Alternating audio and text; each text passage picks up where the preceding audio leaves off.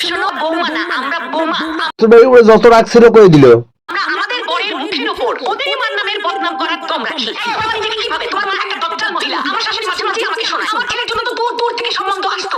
তো আসবেই, আশেপাশের লোকে তো আপনার সবার চরিত্র সম্পর্কে জানতোই। তাই সাহস হতো না আপনার ঘরে বউ হয়ে আসার। তাই দূর দূর থেকেই সম্বন্ধ আসতো। ননদ হচ্ছে ডিরেক্টর আর শাশুড়ি হচ্ছে অ্যাক্টর।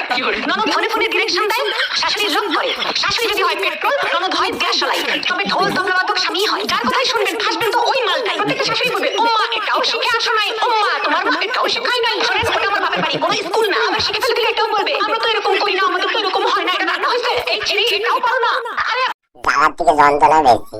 তো সমস্যা যখন নিজে গিয়ে করেন, বৌমা বাড়িতে আসার পর দেখবেন ওরা আর কোনো কাজ করতে পারে না। তাহলে আগে এই কাজগুলো কে করতো? আমি বলছি না ওই শাশুড়ি নাকি স্কুলের প্রিন্সিপাল। সবসময় পারমিশন নিতে হবে। মে আই করতো মার্কেট, মে আই করতো বাপের বাড়ি, ডাব্বে মে ডাব্বা, ডাব্বে মে আলু। সব শাশুড়িগুলোই হয় এক নম্বরের চালু। এরা সবাই ধোয়া তুলসী পাতা, শুধু আমি ছুটি পাতা। তাই আমাকে দেখলেই ওদের খালি চুলকায়। আমি তোমার বউ, আমি খাবার নিয়ে হজম করবো। আমি তো শাশুড়ির তেরা কথা হজম করবো।